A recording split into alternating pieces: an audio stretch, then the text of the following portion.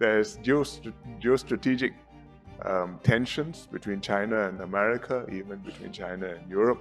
And so that external environment is not as favorable as before. So should we be pessimistic or optimistic? Well, I think it is very unwise to write off China. I mean, this works in both directions.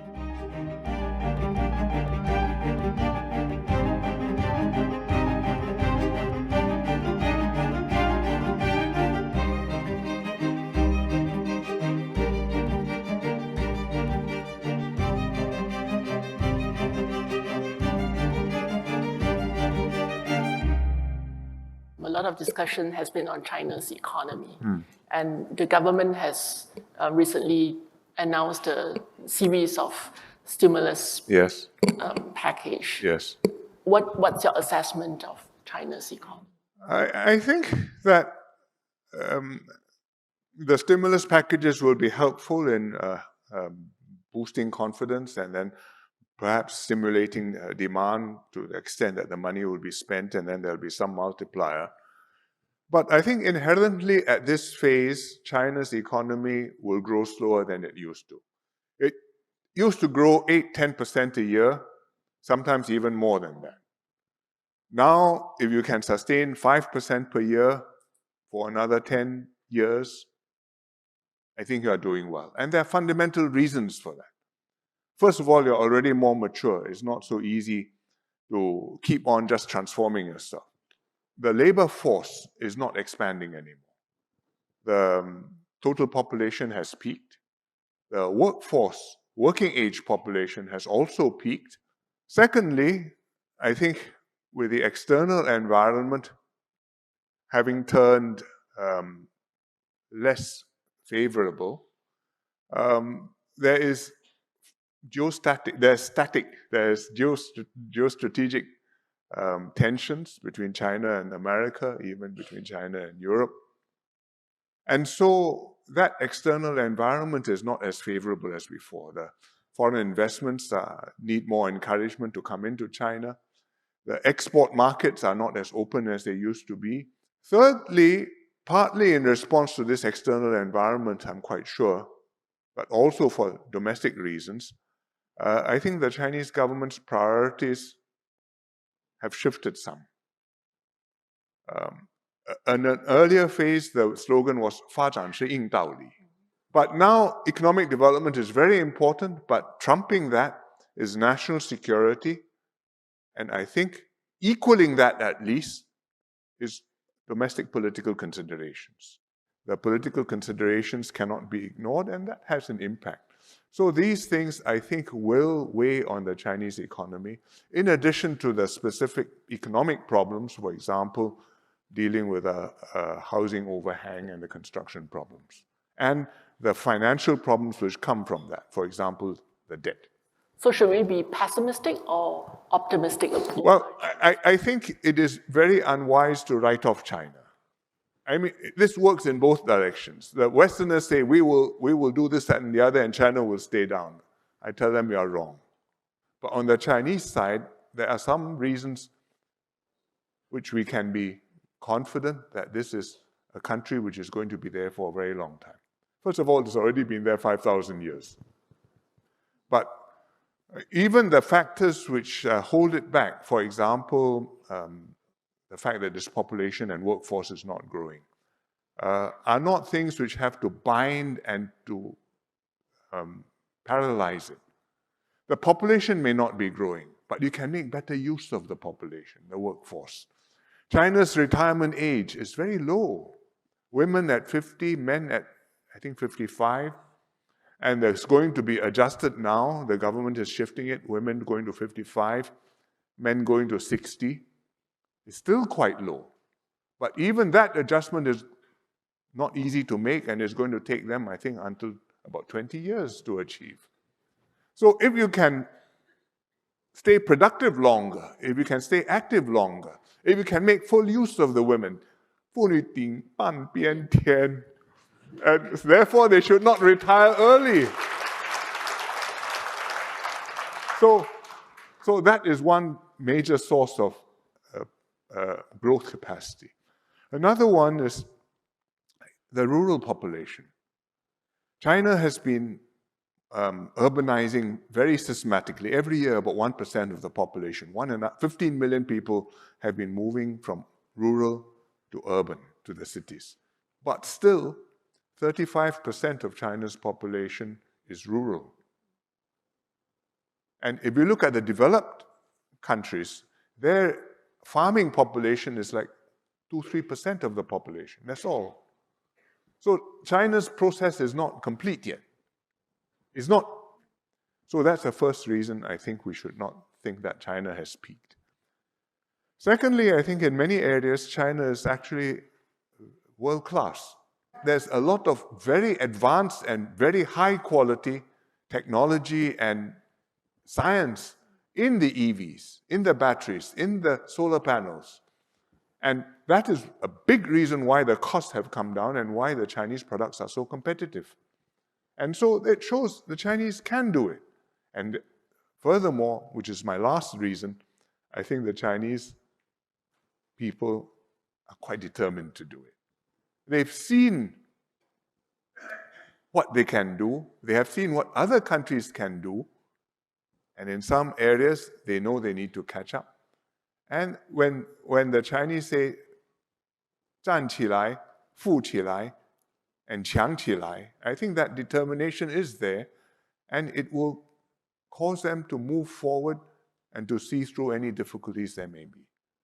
So I have reasons for confidence, and I'm hopeful that the reasons for confidence will outweigh the signals for concern. So now, given that there are many Chinese companies in Singapore, and some people are labeling Singapore as a Singapore washing place, is the government concerned about this? Well, we don't usually use labels like that. But we have companies in Singapore from all over the world. We welcome reputable companies to come here and to make use of our business environment, our pro-business climate, our infrastructure, our networks, and to contribute to Singapore's prosperity and link us to all parts of the world. So if the Chinese come, they are good companies, they create jobs, they pay well, they bring technology, they bring markets, I say come. The Americans come, I say the same. The British come, I say the same. The Japanese come. They are all here. But nobody believes that just because a company is in Singapore, that means it is a Singapore-owned company.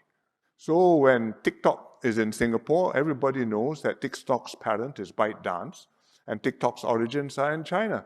The CEO may be a Singaporean, but Singaporeans work for companies belonging to all kinds of shareholders.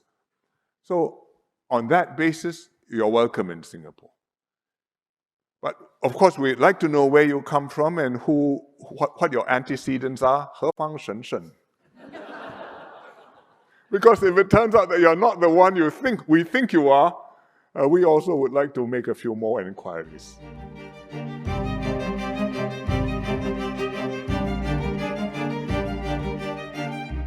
It is necessary to have conversation, but it's also necessary to be able to make the accommodations and to take steps together which can gradually build trust and resolve difficulties.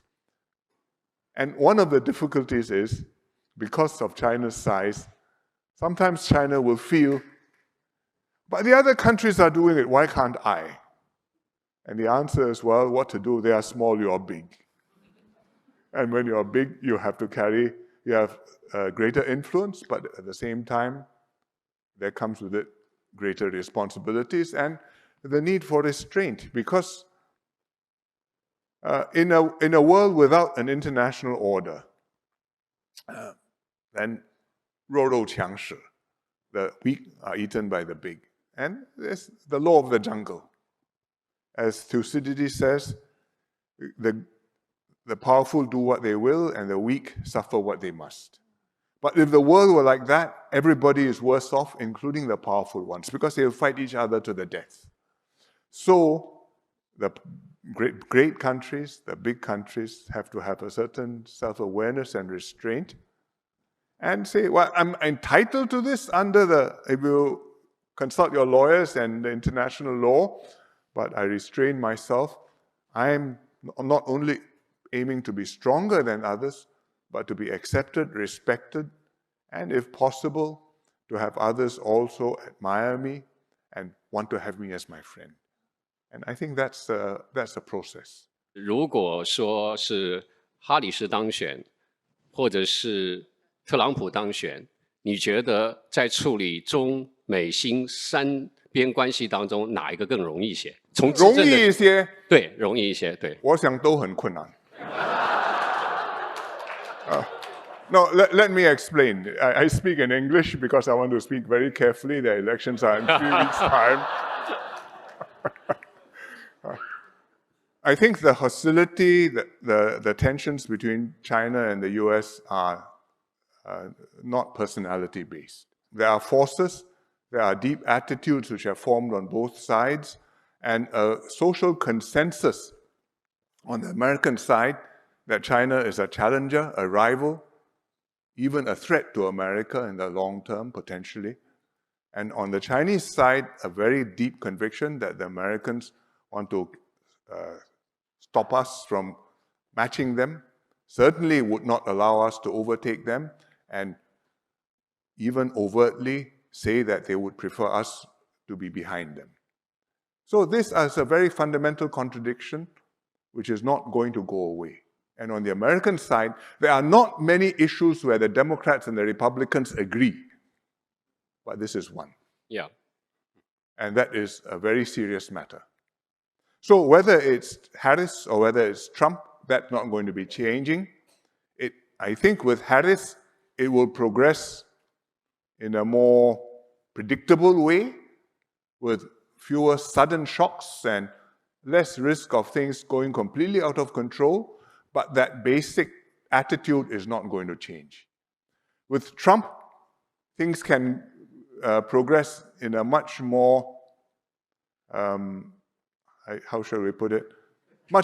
In many more sudden directions.